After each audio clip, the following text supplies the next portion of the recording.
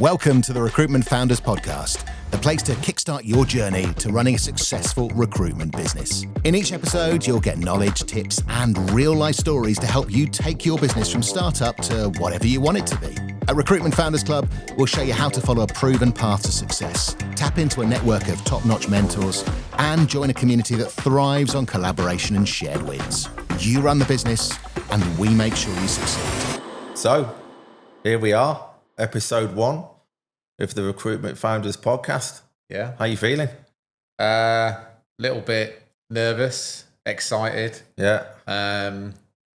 Excited about some of the stories that we've got to tell and some of the people we've got to sort of introduce. Keen to sort of share some of our experiences.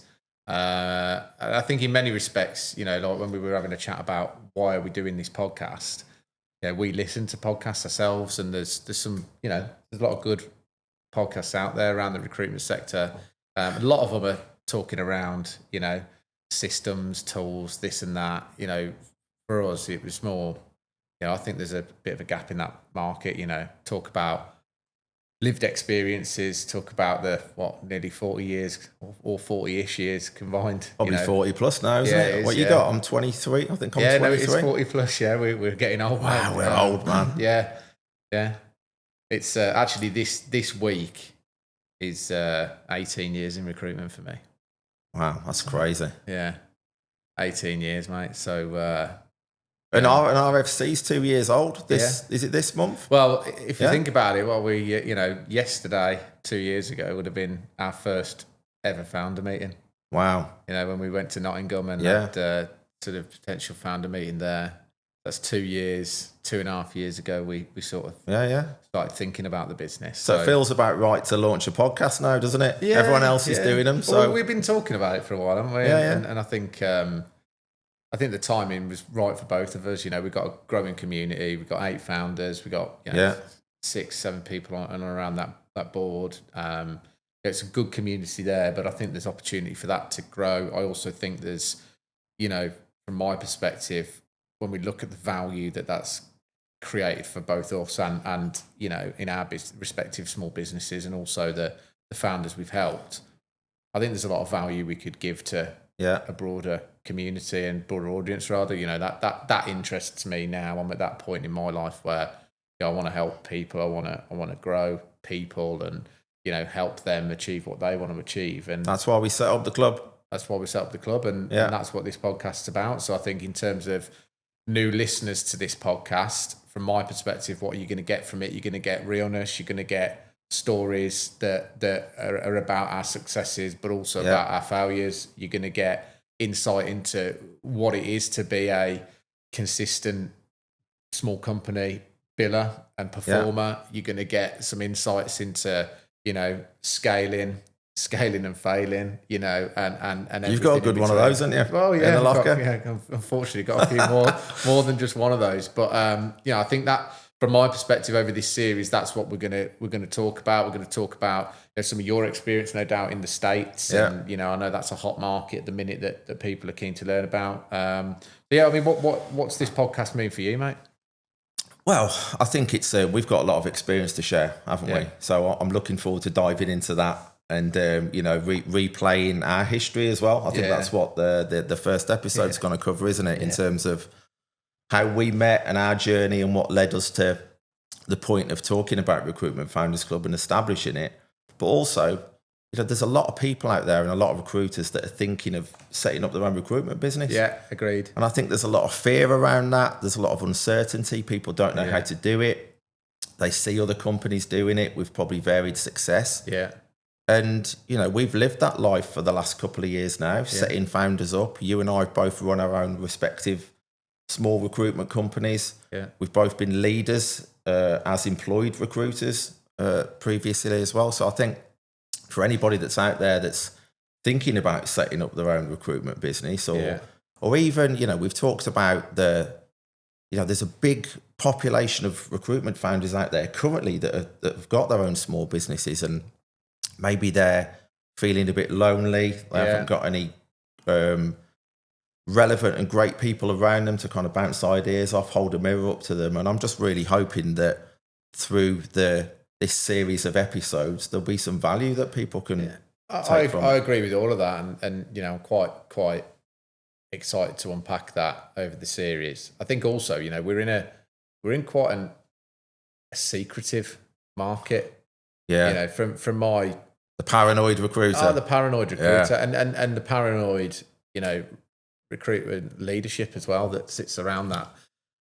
Everyone's got their guard up. Nobody wants to like share any information, do they? This is it, and you know, if we look at and we'll unpack this no doubt in and around how we met and how long we've known each other. But think about those few years where we didn't work together. You know, when we met up for a beer. Yeah. I'd never tell you what percentage I'm working. Yeah, I remember I had my guard up to that meeting. Yeah. I remember I'm like, what does he want to be with me I'd never for? tell you who I was working with or anything like that. So, you know, those recruiters that you just referenced there that own their own small businesses, right? Maybe they've got, I don't know, 0 to 10 employees, right?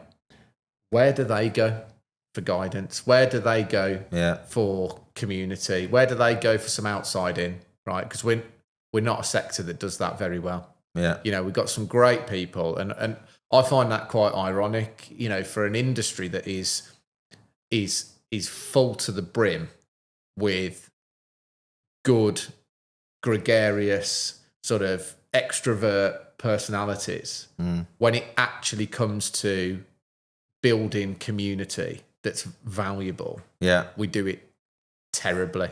Yeah.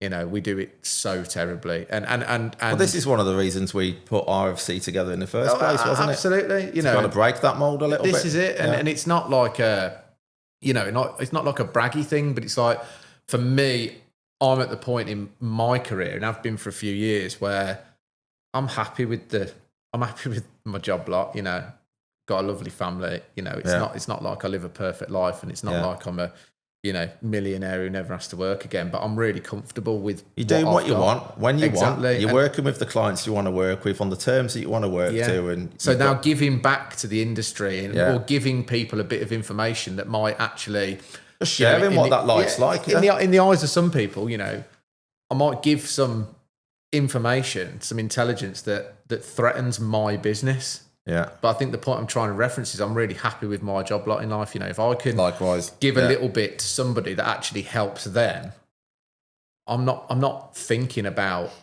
how that could have potentially commercially hurt me. And some people might say that's a bit naive, but we're from an industry that teaches you to be guarded. It teaches you not to share intelligence. It teaches you not really to help anybody to get better that isn't immediately going to give you a return. So we're going to book that trend in this podcast, aren't we? Yeah, we're going to be open. Absolutely. We're going to be honest with our experiences, our advice. We're not going to hold anything back, and hopefully we'll have a bit of fun. Yeah, and I think we're going through a market that is, or we're in a market rather, going through probably the biggest change that I've seen. Yeah. You know, it's a market that is facing unprecedented change with AI and technology. Yeah. And with that, and I don't blame them for this, right? But with that, you've got every man and his dog selling software that is going to, cure world hunger. How many messages do you get a day on that? It's bonkers, isn't it? The irony is when, I get all these messages, how different our system is. They're all the same, right? And the majority of them are not going to shift the dial one bit.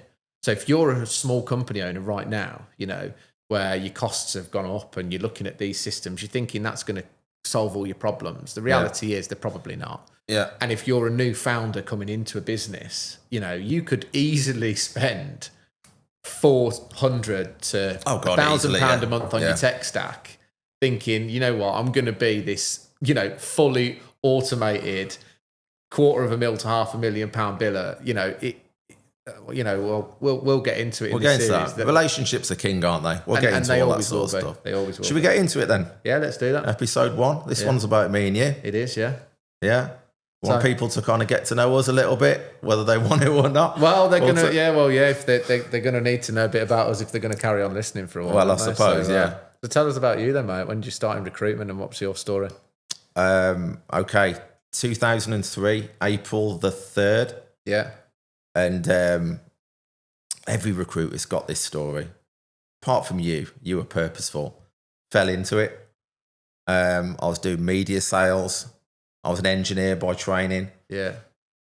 Sold kitchens was my first sales job, direct sales, own car, own phone, driving around, 4-hour pitch, all that sort of stuff. Then I did media sales.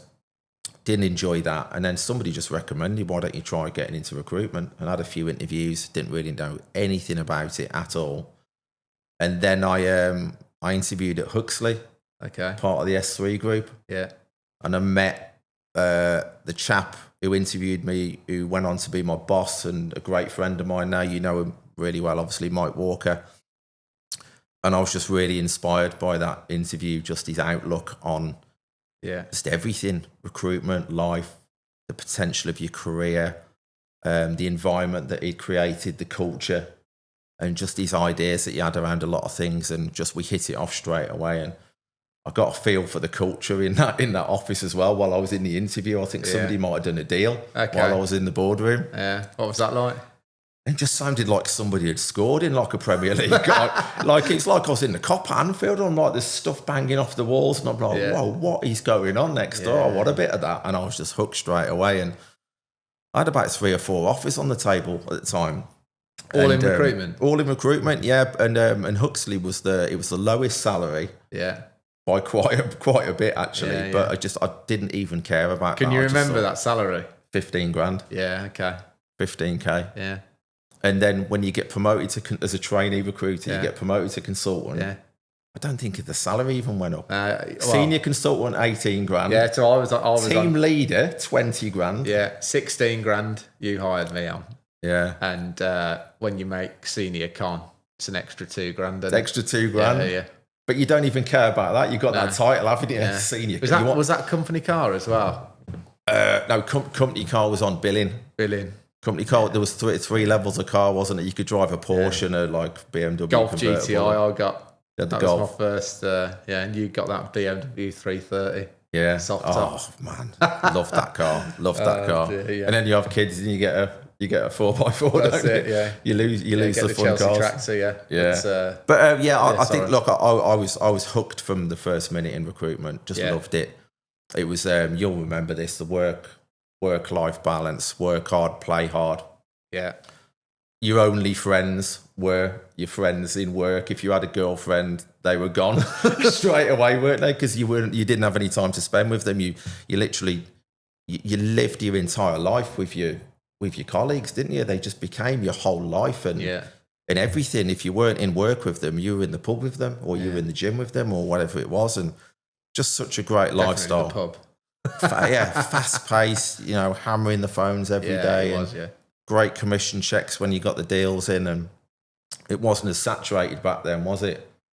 And just really enjoyed the aspect that if you do this, you climb up here. If you do this, you earn this, and it was crystal clear, wasn't it? And we had some fun. Yeah, and it's funny, over the last few years when we've been going to different conferences in industry, and certainly then when we started RFC, it's amazing how many successful recruitment company founders were forged in the fire of S3. Yeah. And there's a lot of... It's crazy, isn't it? Yeah. There's a lot of imperfections with that business that we could, that there is in every business, right? Yeah. But as a training ground, though. Oh, as a training ground and as a breeding ground for talent and talented people of all. And when we talk about talent, it's not like in a lot of industries we recruit for where that talent is perceived as an academic, benchmark. S3 recruit from, far and wide. Like you say, you've gone from selling kitchens. I was straight out of university. You've got other people that have come from professional sports straight into the industry and whatever. They took a wide variety of talent and they did turned it into, people that have gone on to change the industry, like we might do one day. Well, with RFC, hopefully, and in many respects, you could argue that we've helped a little bit already. So this is how we met then, right? So tell me how you got into recruitment. Yeah, so I was a grad, dripping wet behind the ears, didn't know what I wanted to do. Was this 2006? Was it around about then? Yeah, I can't. 2007, something like that. I can't even remember. Yeah, I was definitely. Because I'm a late sort of summer birthday, I had definitely definitely started working when I was 20 for you guys. I graduated when I was 20, and I started in and around the July, August before my birthday. Okay. But anyway, whenever it was, I was sort of coming out of university, and just that, you know, natural competitive person that I am. I'd got a sort of someone in my life at the time that had gone for a job in recruitment. Your girlfriend or ex-girlfriend or something? Ex-girlfriend, yeah. She'd gone for a job. Oh, you wanted to get one over on her, didn't you? And it wasn't. We weren't in the best place, and she had gone for a job in recruitment, and she did get a good job, and you know, she's a very bright person, but she didn't get offered by S3, and she sort of said to me, S3, brilliant, you know, I wanted to work there.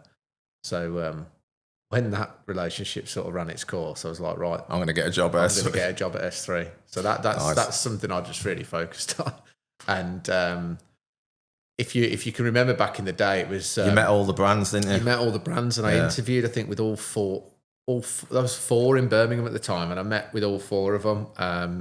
And it was a wide array of people I met, and actually covered all the brands giving the bravado, and you know that stereotypical sort of recruiter as well. I mean, one guy, I'll never forget him, put his Amex card on the table and said, you know, one day you could be like me and have one of these.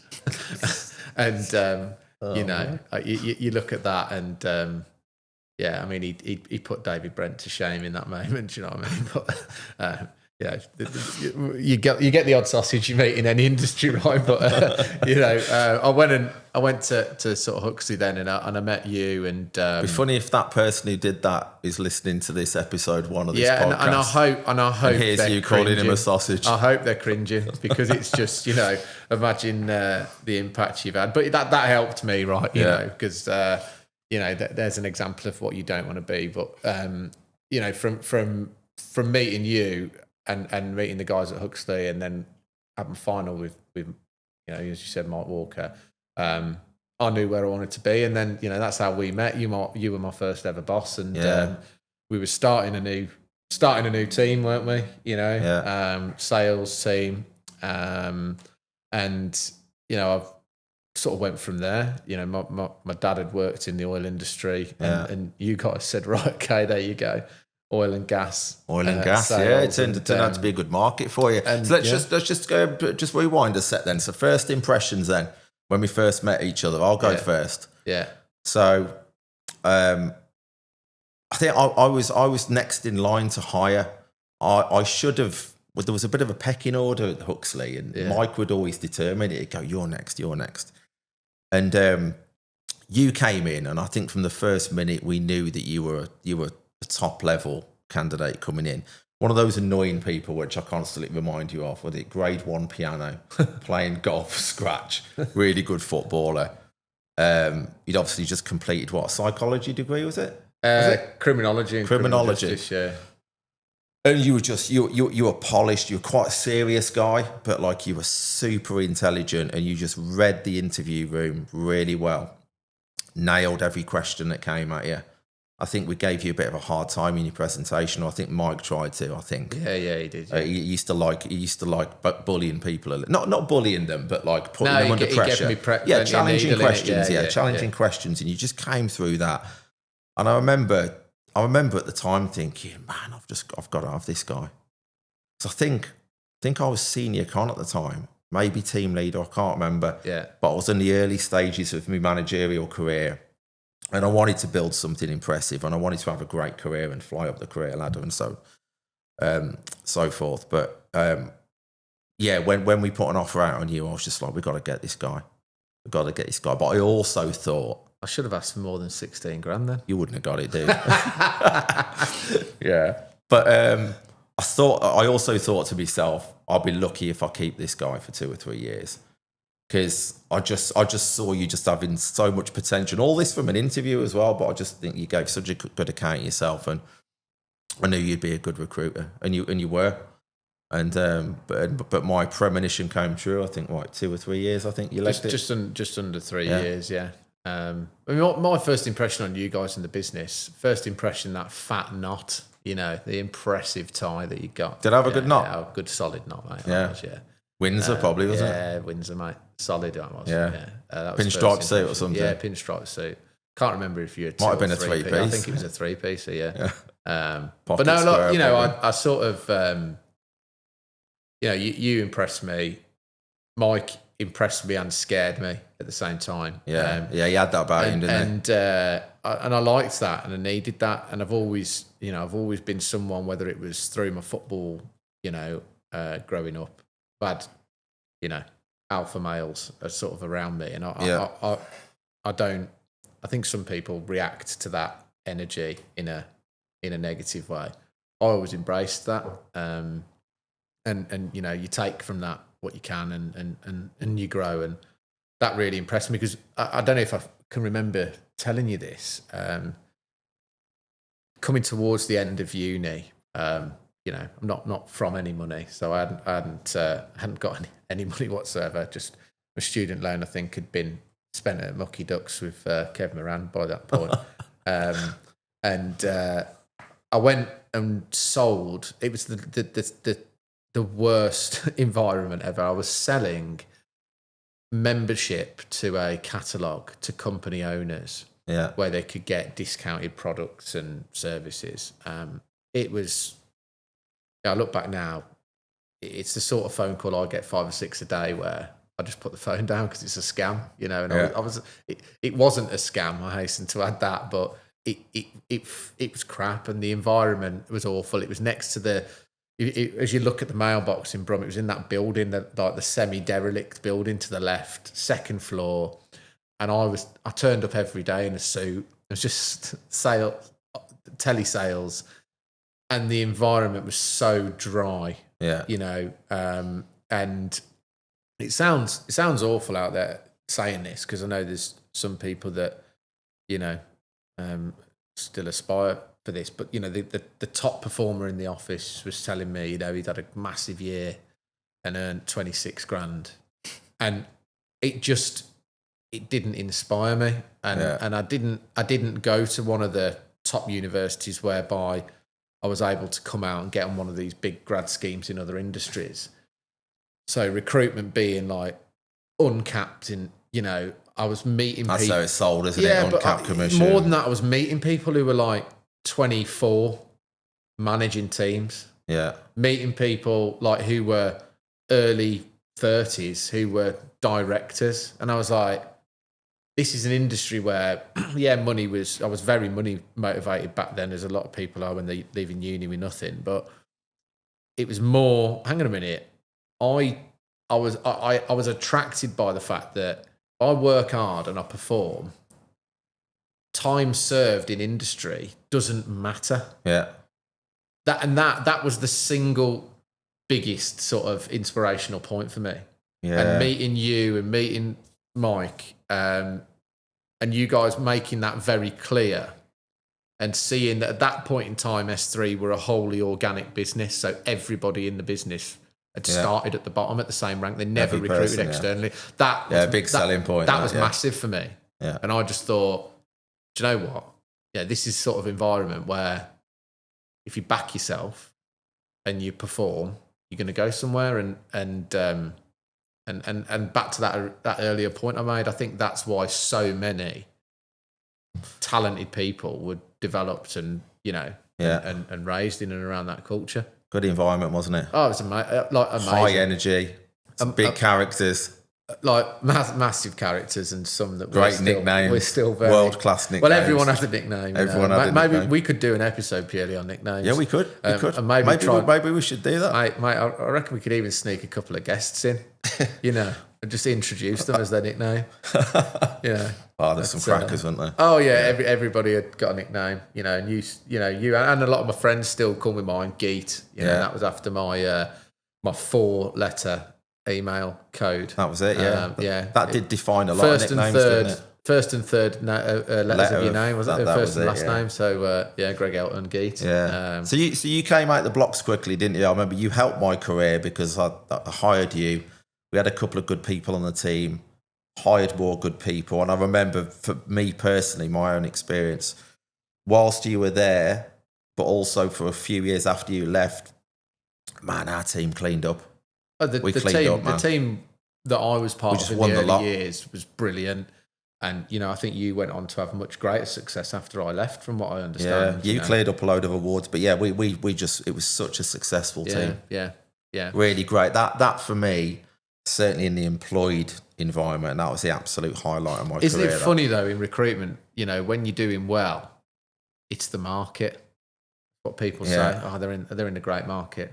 I remember back in that period at S3, when I was doing, because I was contracted from the Birmingham office, but actually spent most of my time up in Aberdeen. Yeah, and a bit of time in Manchester. And everybody in Birmingham that wasn't billing what I was billing, well, he's in a good market. He's in a good market, and we'll talk about that in later episodes, right? I think there's you can't outperform a bad market in many respects, right? Yeah. But you can perform in a bad market, I think all the top performers out there, business owners or billers, find a way, and we'll talk about that. I think that's coming up in one of the future episodes. But yeah, we had a great team, great competitive culture. Camaraderie was there, wasn't it? Everyone was tight. Deal tunes were fantastic. Maybe if this podcast goes global, mate, we'll start getting a jingle or two with a deal tune from back RFC in the day. Jingle. Yeah, get a jingle, mate. Yeah. So, but yeah, that's how we met, and it's been a. And then you performed really well, didn't you? And then you flew the nest, didn't you? You were top biller and everything, and so on and so forth. You had an opportunity to. Yeah, it was a bit of a strange period for me, because I feel really like, what's the word I'm looking for? It feels a bit like arrogant saying this, but it's genuinely how I felt. Like, after sort of 2.5-3 years in the business, I was top rookie and top perm biller in the regions in my first year.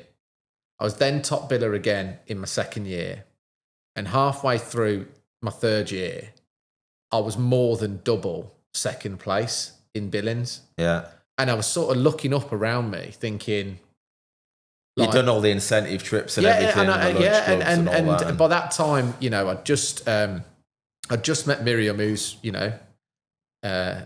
now, that shows how long it is. 15 years we've been together now, married, and 3 kids and so on. So I just met Miriam, and life was sort of going out and on partying and all of that sort of business, and the whole incentives, the Vegases, the Ibithas, and all that. Yeah. What had really excited me and inspired me for 2 to 2.5 years, because I'd achieved it all really quickly. I'd done S3 Achievers lunch with the CEO. I'd done all of that.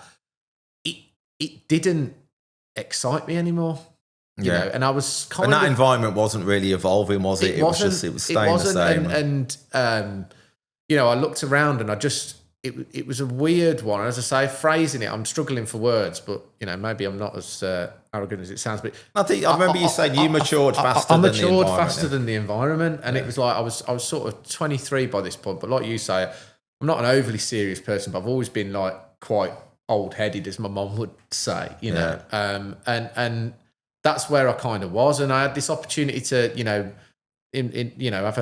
a go at something, and I moved into exec search, retained model, headhunting, and I needed something that was, gonna get that intrigue, and I was like, hang on a minute, I'd been placed, I think the highest salary job I'd placed at Huxley. You had the record fee, didn't you? Yeah, I think it was 35% full terms on 120 or 130k. It's a high 40s, 50k deal. And then I was, interviewed by this search firm, and they're doing deals at 100k. They're placing people on 300-400k, and I didn't even know this world of. Yeah, so you had an opportunity to level up, didn't you? Yeah. And that's sort of where I went, and I remember when you handed your notice in. I think it was. We shed a tear, mate, over the fountain outside. Well, first of all, you were. I think there was an oil and gas meeting, wasn't there? Yeah. That I thought was happening, and you went ahead into the boardroom, and I said I'll be in a few minutes, expecting to go in there, and the oil and gas meeting was happening, and you had the Manchester team on VC, and it was just you sitting there looking a bit solemn. I thought, what's going on here? And you handed in noticing, didn't you? I didn't see that coming, man. Didn't see that coming. We went for a walk around the block, didn't we? Yeah, we did, man. Yeah, we shed a tear, didn't we? Yeah. Do you know what's the only time? Yeah, let me just think.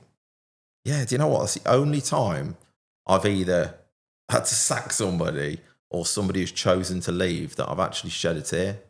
You're the only one that made me cry, you were. I think, scarred by that. I remember that vividly. Sorry, mate.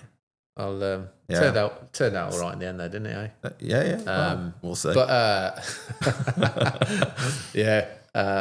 I think I'm a very. We had a good relationship though. Yeah, I'm a fiercely loyal person. I am, and you know, you did a lot for me, and during that time as well. I mean, don't get me wrong. There's a few, close scrapes that are probably not podcast appropriate. You know, that you helped me out with.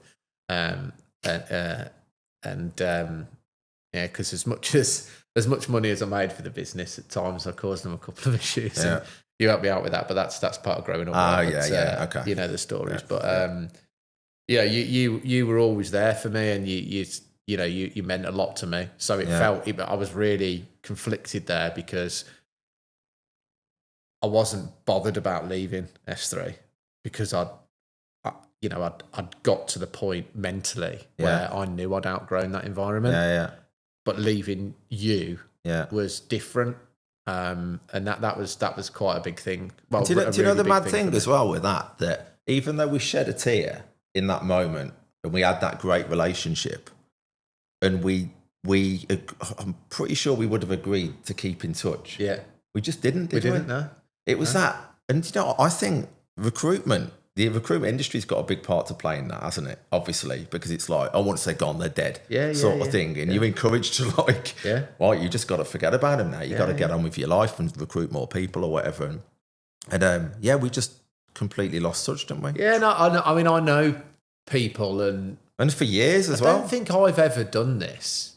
I may be wrong, but when people later on in my career from there, because LinkedIn was a kind of a thing starting. I remember we weren't allowed to be on LinkedIn during work hours. I mean, that's a mad thing to now reflect on. Right? There you go. For all the things we've talked about S3 pioneering, they didn't really see that one coming, did they? Phones in the drawer. Phones in the drawer. You weren't allowed to go on LinkedIn during the day. Come go to the toilet between 8:30 and 9 in the morning, all that sort of stuff. But if you smoked, you could go out for a cigarette. That always used to trouble me as a non-smoker. But anyway, I don't hold on to that, kid.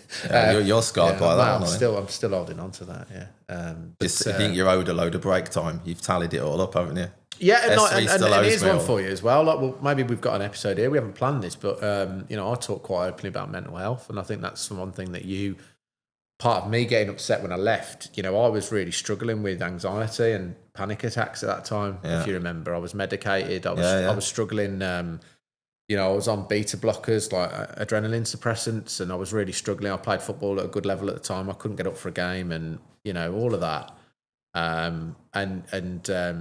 I remember how the company had, I think generally society at that time, certainly professionally, had no understanding of what mental health meant. Man up. Basically, yeah. Pull yourself together. And you were great because we had a sort of agreement where if I could feel a panic attack coming on, just leave and go for a walk around the office. Go walk around the block, and you'd and actually it's funny how mental health works, right? By knowing I could do that, I had less panic attacks. Just by knowing that wasn't such an issue. But because you couldn't back then with that environment, that testosterone flying around everywhere, and just the nature of the culture of the business, you couldn't have spoken about something like that. No, especially as well when I'm the bloody prize racehorse in the in the building. Do you know what I mean? You that company culture, that intensity, that. And all the stuff I got going on outside of work at the time. How do you actually say to that whole office environment, your top performers struggling a little bit? Maybe that is an episode, because I think a lot of people are affected by that, aren't they? And and they look at even to this day, they look at people like me, like you, confident sort of dare I say it, pseudo-successful people, and they're looking and think, oh, it's always been perfect and it always is perfect. It's not. We've all got stuff that we worry about. We've all got our fears, haven't we? And we talk, we manage it a bit better now because we talk about it. And I think society, that's one of the best things that's happened in the last 15, 20 years. Yeah, I agree. People, particularly men, talk about stuff like that. But yeah, that was a big part of things for me, mate, and why you were an important character for me. But yeah, we didn't stay in touch. We did the standard, once you're gone, you're gone. And that was quite a bit of time passed, wasn't it? You went off to do your thing with your business partner, and I'm sure we'll talk a load of detail on that and how that, I know that really kind of skilled you up with things like networking and search and all that sort of stuff, and you became really successful business owner. During that, while you were doing that, I stayed at S3 for far too long.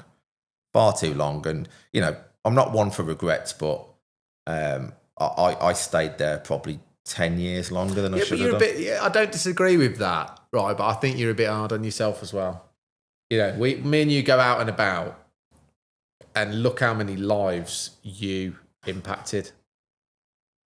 And you could turn around and, things like you just said, I went on to be a, business owner at a young age and successful. But yeah, probably in terms of like, earn more money than I would have in an employed job. Yeah. But, look at us when we started RFC, just the leads coming through, just from a leads perspective, right? Yeah. Most of them leads are all people that you've positively impacted. Yeah. Or know somebody that's been positively impacted. So I think you're a bit hard on your own career there. I think it's more just so that I was just in a rut for the last 8 to 10 years. During whilst you were there and beyond after you left, my career, the trajectory of my career, it was like that. It was fantastic. But I got to a senior manager position like really quickly, but then it flatlined. Right. And I just got comfortable. Yeah. When you're at a business for so long, and I'd been there probably 15 years or so at that point, everyone knows you. Yeah. You're well respected. Kind of well paid. Although entering the entrepreneurial world post that has changed my opinion on that. But you're kind of well paid, well respected. Everybody kind of knows you. Your job, you've been doing it for years. And I wouldn't say it's easy, but it's like you're not. I found that I wasn't applying myself like anywhere near. Like nobody can apply themselves 100% all the time. Yeah, agreed. But I look back on that period of my time. What about them people who find 110%? I mean, wow, they've got something I haven't got. But maybe 20, 30%, honestly, for years. And it's weird, really, that it took COVID to force me at that crossroads. Well, I remember that point we went for in The Crown. You referenced it earlier about being guarded.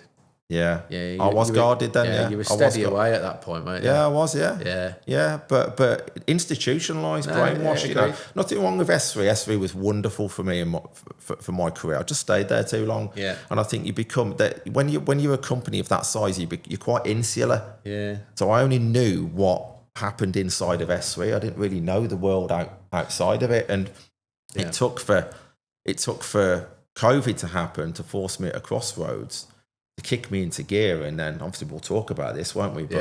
But when we met again after that time, we had a kind of a catch up, didn't we? And then went our separate ways again. Yeah. Should we tell the story about how we got back in touch? Yeah. Because I think that's about what that is. Yeah. So it's weird, isn't it? It's what do they call it? Serendipity. Have we got that right? Serendipity, yeah. Serendipitous? Something like that. Something like that. There's cleverer people listening who I'm sure will send us a message to straighten us out. But so I was running a search for an Indian firm, and I met the HR director, global HR director in London, and met him, and he said, "Look, we've got a search coming up. We've just bought a business in the UK, and we need a CEO. We've only got one British expat on our executive committee, and he will actually be looking after this area of our business. You've impressed me, blah, blah, blah, blah, blah. I'll introduce you to him." I was like, yeah, no problem. This was before the days of video conferencing and all of that. Yeah. So he picked him up at the airport. Arranged a telephone call with a guy called Graham Johnson, right? And it was, and I was like, okay. I had a chat with him, and we were just chatting away, and I was like, not that he's got an overly distinct voice or whatever, but when you meet someone, you remember their voice, don't you? And I was like, familiar, very familiar guy. But we got on, it was very professional. We agreed to work together on the project. And then, my first phase of a search is to build out that shortlist, okay? Yeah. And he said to me, look, I'm flying into Birmingham. We hosted the interviews at our office, which was actually on Birmingham Business Park next to the airport. I'll get there in the morning. Can you pick me up? I said, yeah, no problem. So I went and picked him up at the airport. We were having a little chat on the way over. And we'd not long had Josh at the time, my firstborn. And he was asking, he saw the car seat in the back and he was like, oh, you got a kid? And I said, yeah, we've got a young lad.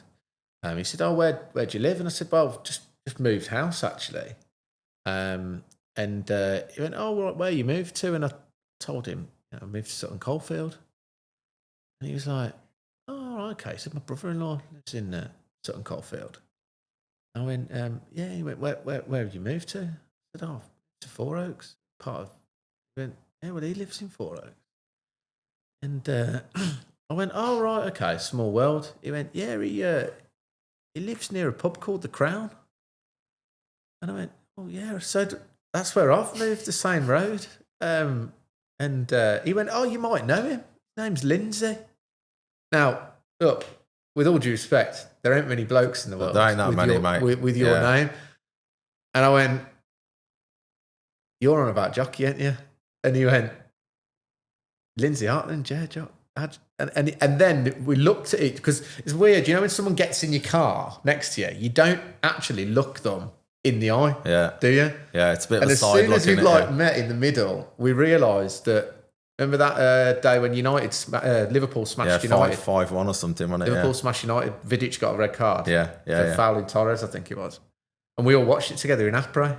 And it was like, Jesus, it's Jockey's brother-in-law.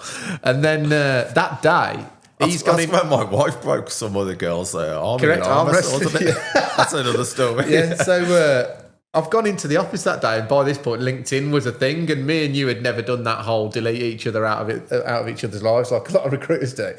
So I dropped you a message, didn't I? Saying, look, I've got Graham in an interview in here. He appears we're neighbours. Do you fancy a beer? And then that was it. And we're like, 50 doors apart on a main road in Sutton. Yeah, and, crazy. That was it. And to be honest with you, I think since we had that first meeting and you were a bit guarded, weren't you? But you left very shortly after that. And I think from that moment on, probably the last 5 or 6 years, you and I have been really close mates then. It was almost like that. We just clicked. Yeah, I think it happened shortly after that. And I think one of the wonderful things about our relationship, when I brought you into recruitment and showed you the ropes and kind of mentored you, the kind of script was flipped a little bit, wasn't it? When I left S3 and I was at that crossroads. Yeah.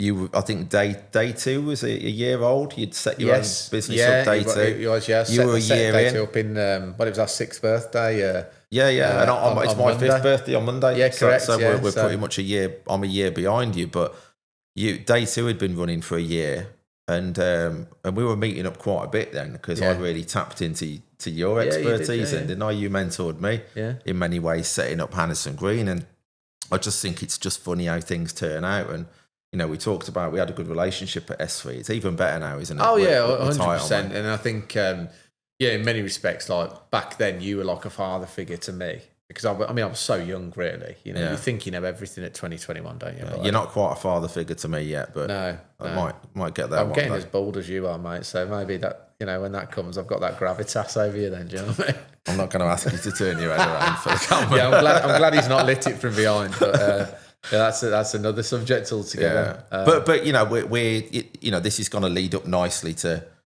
the beginnings of RFC and everything that led to that. Because what's been great pre-RFC, when we did connect and we bonded again, we've really helped each other out in each other's businesses, haven't we? Yeah, absolutely. Yeah. And sounding boards, bit of coaching here and there on retainers and searches. And how do you approach this? What do you think about this just scenario? Having somebody else's view on the commercial side as well. We're both very commercial people, but very... one of us feeling a bit down or like something's going...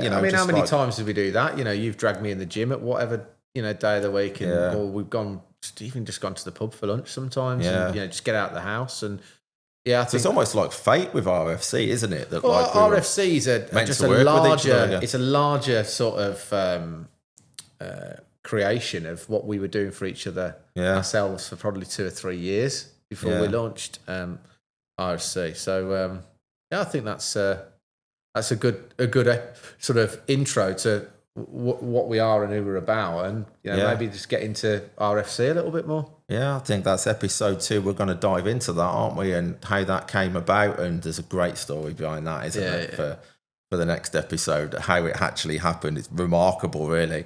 And looking forward to getting into that in the next episode. Absolutely, mate. Thanks for listening to the Recruitment Founders Podcast. Make sure you subscribe on your favourite podcast platform or YouTube so you never miss an episode. Connect with us on LinkedIn to join our community of founders and mentors, or visit our website to learn more about how we can help you launch, grow, and thrive in your recruitment business.